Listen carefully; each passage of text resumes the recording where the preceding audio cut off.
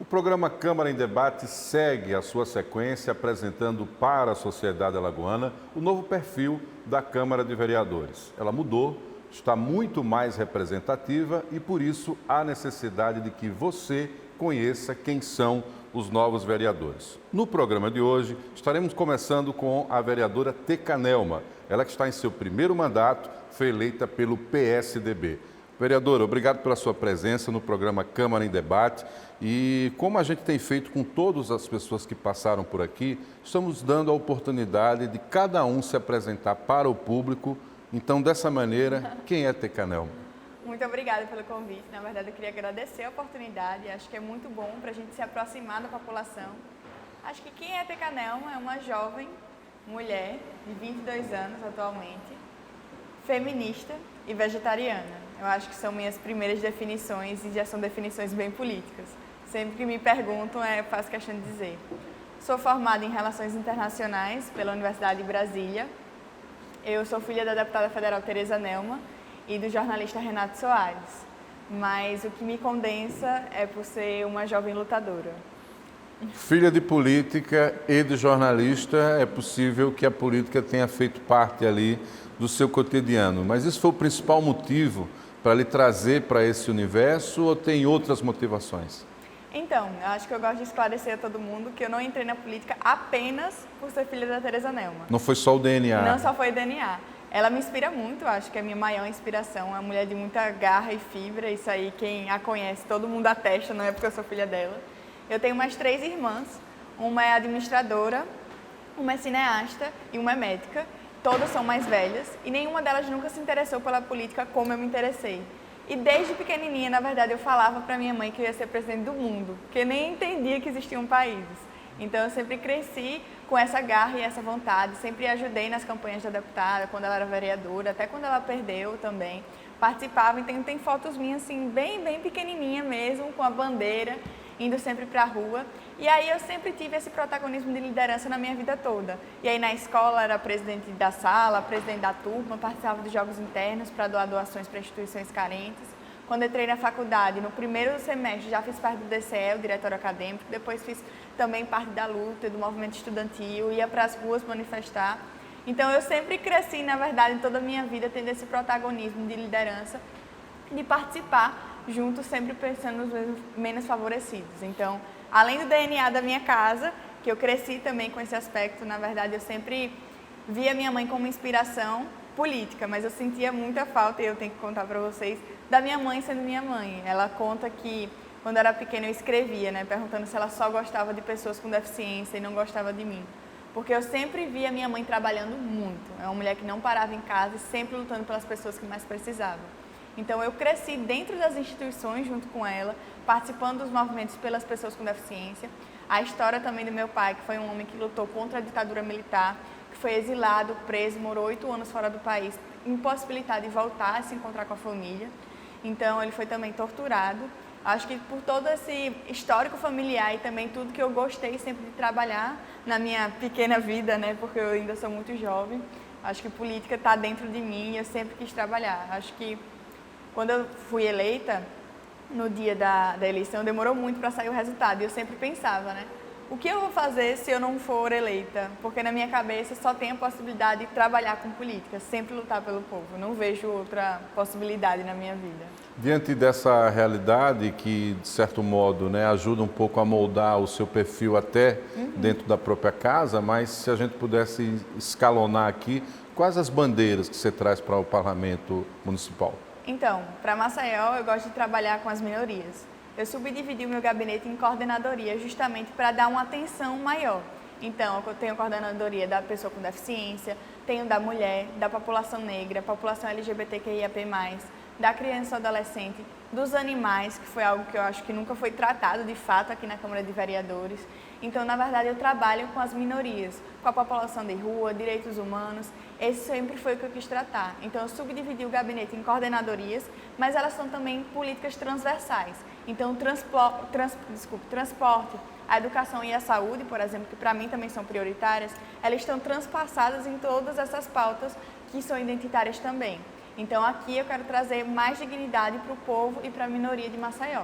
Você falou em divisão do gabinete em coordenadorias. Isso. E, de algum modo, há o diálogo com as representações desses segmentos? Como é que funciona isso? Sim, então, desde que eu ganhei, eu falei que eu ia ter um mandato participativo e que eu venho trabalhando esse tipo de democracia direta também. Eu tenho essas coordenadorias, na verdade eu abri uma seleção pública pro meu gabinete e eu tenho orgulho de falar que o meu gabinete que tem mais mulher da Câmara de Vereadores, eu inverti a cota, geralmente são 30% de mulheres e 70% de homens. No meu gabinete nós temos 76% de mulheres e 24% de homens. A gente tem pessoas negras, pessoas gays, tem até pessoa com deficiência trabalhando lá junto com a gente.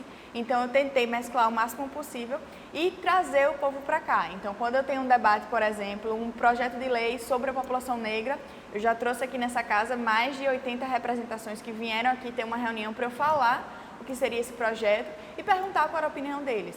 Quando tem um projeto sobre o movimento LGBT, ou eu mando para o Conselho LGBT e assim eu faço com todas as minhas pautas. Eu tive um projeto, por exemplo, sobre educação ambiental para trazer, na verdade, a questão dos animais na educação infantil. E aí eu me encontrei com o Conselho, me encontrei com a presidente do Conselho de Medicina Veterinária, com o Conselho de Educação do município, com a CEMED, na verdade com a zoonose, com a UFAO. Eu tento sempre mostrar para as pessoas e ter o contato direto com quem está na ponta. Para mim, me prejudica muito fazer leis dentro de um gabinete das portas fechadas, porque ela não vai ter efetividade. Eu não quero só quantidade e depois ter um outdoor dizendo assim, fiz 100 leis, mas na prática, o que essa lei está alterando a vida da população? Então, eu sempre tenho que trabalhar com as pessoas. A gente já trouxe aqui nessa sala reunião de mulheres no Dia da Mulher. A gente, na verdade, faz esse trabalho todos os dias. A gente tem um canal direto, que é o Zap do Bem. Também as portas do meu gabinete Rosa Pink, que você já viu, estão sempre abertas. Então, o povo é minha prioridade. Então, de algum modo, o processo de construção das pautas, ou pelo menos das bandeiras, acaba sendo fruto desse debate permanente com a sociedade. Exatamente. Recentemente, verificando inclusive nas suas redes, a senhora destacou um projeto de lei que obriga o município a ser mais claro em relação aos dados sobre a Covid-19. O que é que estava acontecendo que lhe motivou para esse projeto? Então, quando a gente fala de Covid-19, a gente vê que toda a população é atingida. Mas se a gente quer criar políticas públicas diretamente sobre a pandemia, a gente tem que ter noção qual a classe social que está sendo mais atingida, quem mais está morrendo, é o branco, é o preto, como que estão as mulheres nessa situação, como que está a população de Maceió, qual é o bairro que está sendo mais atingido. E a gente não tinha essa especificidade como existe em outros estados e municípios. Eram números apenas absolutos? Exatamente, números absolutos. A gente tinha até a separação de bairro, a gente sabia qual era o bairro que estava sendo mais afetado, mas, por exemplo, essa distinção de raça e de gênero, ela não era. E para mim é muito importante saber quem está morrendo mais. A gente vê com os dados de São Paulo, quem mais morreu na pandemia, pelo menos em São Paulo, foi o povo preto. Por quê? Porque estava na periferia e, dadas as condições que eles vivem, a aglomeração, enfim, era maior e também o acesso à saúde é muito menor para esse povo. Então, morreu mais gente preta do que gente branca, por exemplo.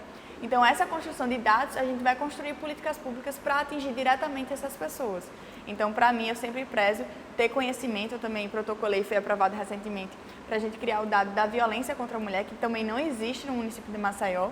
A SSP, a Secretaria de Estado, ela faz anualmente o dado geral sobre violência, mas a gente não tem aqui de Maceió específico quantas mulheres sofrem, como que são os abusos, quais são os bairros também e como que eu vou construir políticas públicas se eu não sei o que acontece na minha cidade. E de algum modo na capital deve ser de fato maior em função de ser um maior aglomerado urbano, né? Exatamente. A própria mais de 1 milhão de convivência, habitantes. consequentemente, isso deverá ser apresentado. Um outro dado que eu achei interessante e é importante que a senhora possa esclarecer é essa questão que envolve o prazo de validade do laudo de pessoas com transtorno do espectro autista, TEA. Foi fruto também de um projeto de lei. Como é que chegou a essa necessidade? Então, eu cresci, como eu falei anteriormente, eu cresci dentro das instituições das pessoas com deficiência. E aí eu sempre convivi com essas pessoas, nunca vi distinção entre elas. E um dos meus compromissos de campanha, ainda quando eu era candidata, e inclusive quando pré-candidata, foi me comprometer com as pessoas com deficiência. Eu assinei diversas cartas de compromisso enquanto eu era candidata. Uma para os animais, uma para a pessoa com deficiência, um para mulheres, um até com os agentes de trânsito do município. E aí eu quis honrar todas as cartas que eu estou tentando honrar, todas as cartas que eu assinei aqui no mandato. Então, justamente foi isso que aconteceu. Nós fizemos um encontro com mais de 20 entidades das pessoas com deficiência, inclusive foi no Amor 21, na época da campanha. Convidamos vários candidatos a vereadores do município de Maceió para assinar uma carta com mais de 20 pontos. E aí, variava em todos os tipos de deficiência, tanto o autismo, o TEA, quanto deficiência física, deficiência mental, todos os tipos para a pessoa com deficiência. E uma dessas solicitações era justamente sobre o laudo do TEA.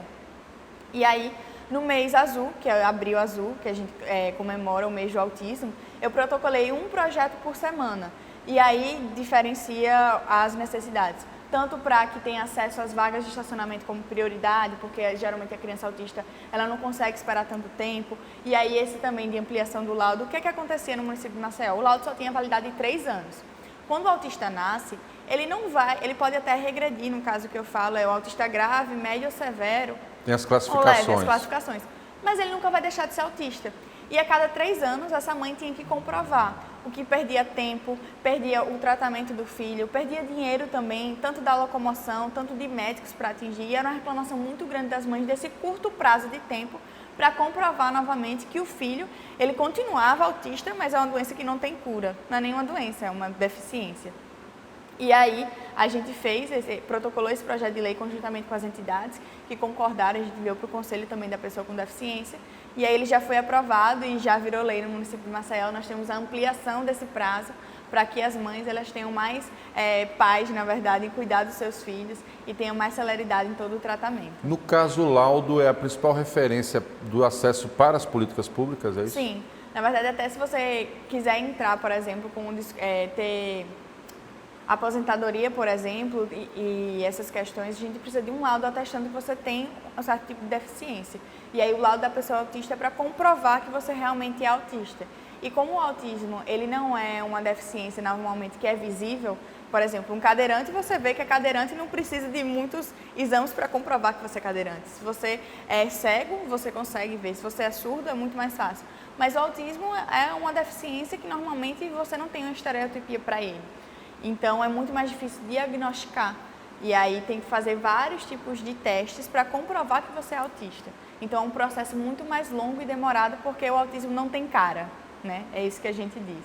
Muito importante. Para você que está acompanhando o Câmara em Debate, todas essas discussões e o que eu estou trazendo para essa entrevista, você também pode acompanhar nas redes sociais da própria vereadora. Isso tem acontecido com a maioria dos vereadores que nós estamos entrevistando. É uma maneira de você também interagir, cobrar, participar e, como ela bem coloca, sugerir, já que esse debate com a sociedade ajuda a construir exatamente o que é o próprio mandato. E é fruto dessa discussão também que a vereadora entra numa discussão que é uma discussão nacional. Lamentavelmente, o país ainda vive a realidade do racismo e do racismo estrutural.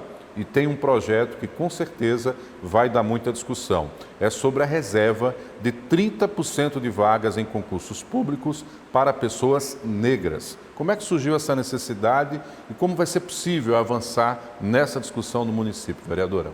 Então, primeiro no parlamento e posteriormente no município. Claro. Na verdade, esse projeto, a gente sonhava com ele desde que eu ganhei como vereadora, como que eu podia também atingir a população negra. A gente tem uma representatividade, até dentro dessa casa, muito pequena de pessoas negras. E o debate mesmo nunca é trazido. Na verdade, a sociedade brasileira tem muito medo desse nome, né, de racismo, mas a gente tem que lembrar que a sociedade ainda é racista, infelizmente. Na verdade, eu sinto até o sentimento aqui dentro dessa Câmara de Vereadores. A gente tem um ataque muito grande às minorias por outros parlamentares dessa casa, é muito direcionado. Quando a gente teve, por exemplo, a retirada do nome de Dandara para colocar de Rosa Mística, quando a gente tem a tentativa de tirar o nome de Tupi para colocar de um conselheiro que faleceu, a gente vê esse ataque direcionado às minorias dentro do parlamento. Então, o racismo institucional, estrutural, ele está em todos os locais. E é muito difícil para a gente se admitir e reconhecer que o racismo ainda existe na sociedade. Então, a gente foi e pensou nesse projeto de lei. Quando a gente teve uma reunião com uma grande parte dos movimentos negros aqui nessa casa, eles também sugeriram isso, e aí casou as ideias, porque já tinham um projeto, e aí a gente pegou o projeto deles junto com o Instituto Negro de Alagoas, o INEG, a gente condensou os 2 projetos de lei, e o que é que a gente fez diferente? Esse projeto a gente fez de coparticipação. Então, eles não podem assinar junto comigo, mas o Instituto está lá na justificativa que esse projeto de lei foi construído em conjunto junto com o movimento negro. E a gente fez um trabalho de base. O que é que a gente combinou? O próprio População Negra veio aqui na casa colhendo a assinatura dos outros vereadores, porque seria um projeto muito difícil de passar dentro dessa casa, tendo a questão reacionária, que ainda é muito grande e conservadora também. E aí a gente colheu essas assinaturas, conseguimos 18 assinaturas, precisamos de 13 para esse projeto passar, e aí a gente protocolou aqui na casa. Esse projeto já passou pela Constituição e Justiça, a comissão que eu também faço parte. A gente teve uma emenda para baixar e equiparar as cotas conjunto com a lei nacional, a gente protocolou para 30%, e a lei nacional disse que obrigatoriamente seria no mínimo 20%.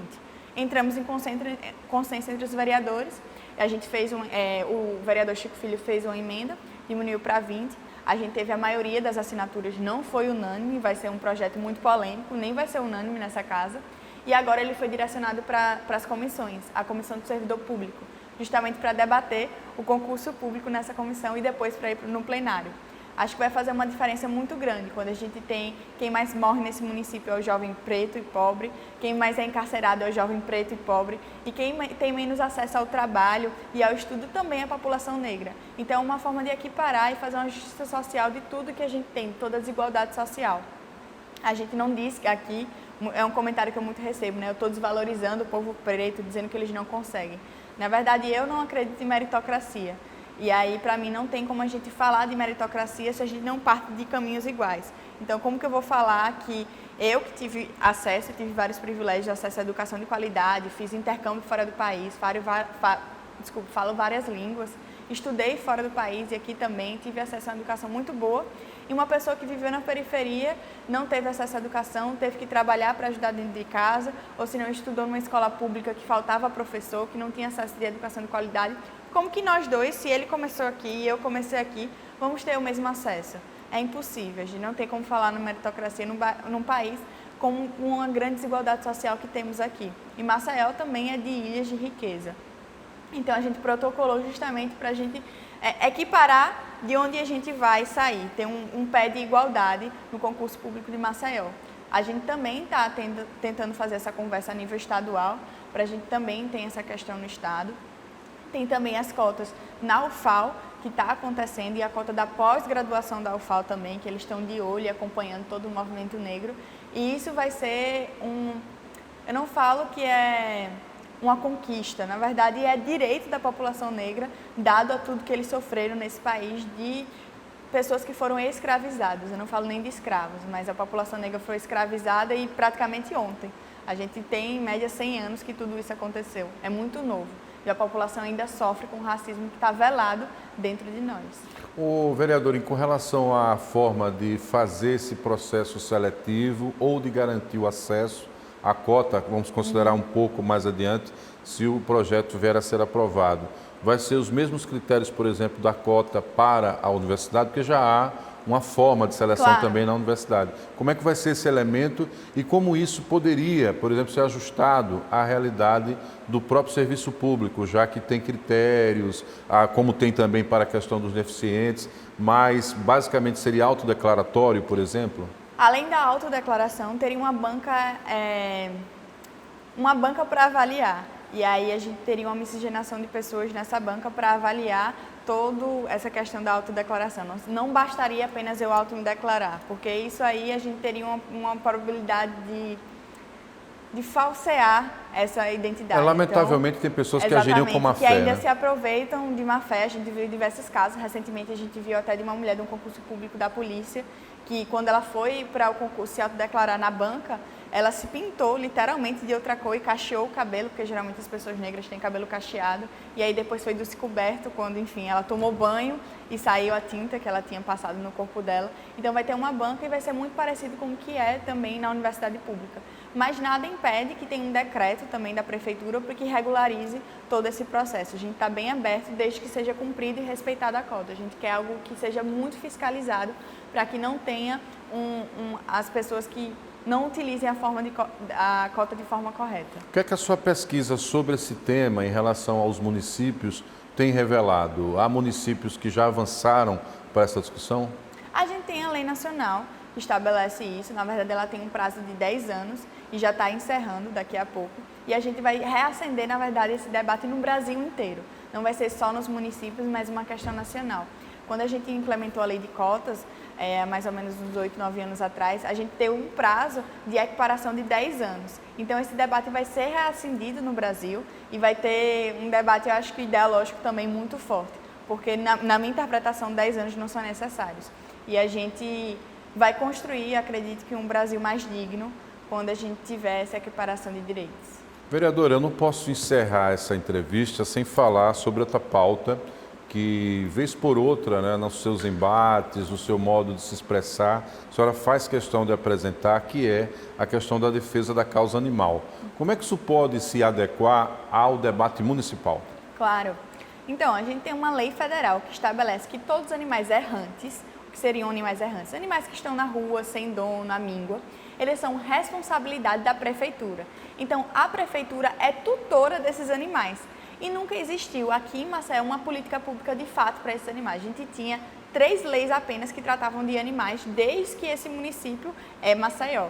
E eu considero muito pouco. A gente tem diversas ONGs e protetores que fazem um trabalho magnífico, um trabalho sem apoio nenhum do governo, de resgatar esse animal de rua, de combater os maus tratos, que ainda é muito grande na cidade, e levar esses animais, castrar, vacinar e depois colocar para adoção, que a gente ainda tem muita dificuldade de pessoas que preferem comprar animais de raça do que adotar um animal vira-lata. Como eu sou vegetariana, eu não como nenhum tipo de animal desde meus 15 anos de idade, eu debato essa questão um pouco mais ampla. Eu não falo nem só de gato e cachorro, eu falo de gato, cachorro, cavalo, burro, galinha, pato. Eu mesma já resgatei galinha, a minha Maria, já resgatei pato, que era o senador, já resgatei diversos animais, levo para minha casa, depois coloco para adoção. E aí, quando eu ganhei a eleição, eu falei que isso ia ser uma pauta prioritária, que eu ia reacender o debate aqui na casa sobre os animais.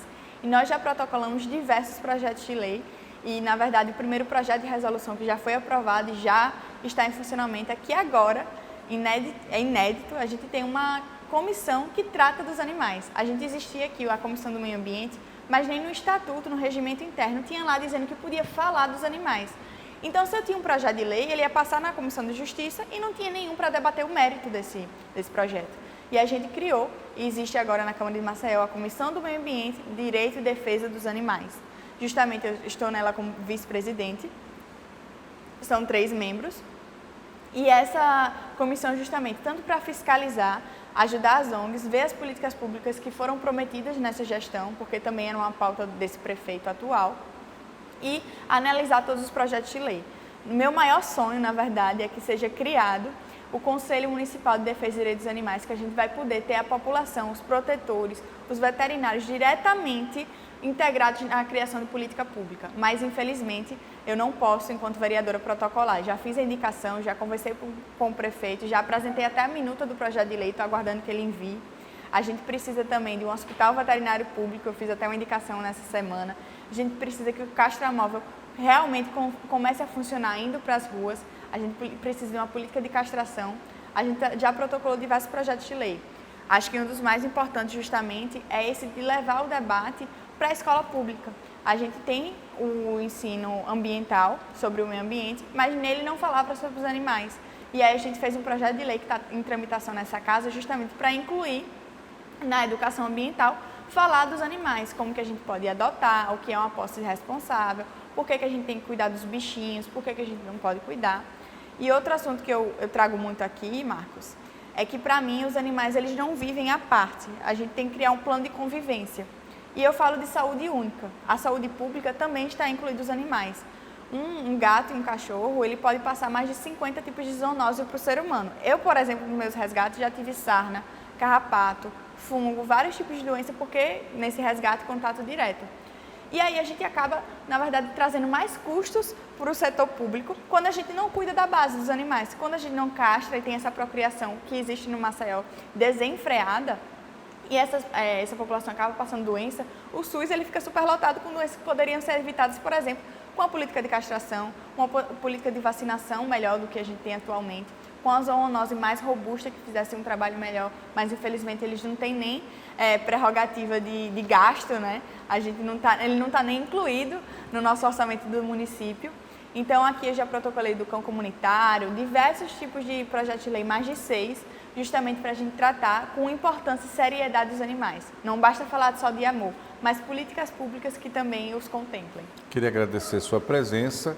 Você que queira saber muito mais, é só seguir as redes sociais da vereadora Teca Nelma. E a você que acompanha o Câmara em Debate, agradecer também a sua audiência, compartilhe, divulgue, principalmente em todos os canais, para que você possa conhecer mais sobre quem representa você aqui na Câmara Municipal de Maceió. Até o próximo Câmara em Debate.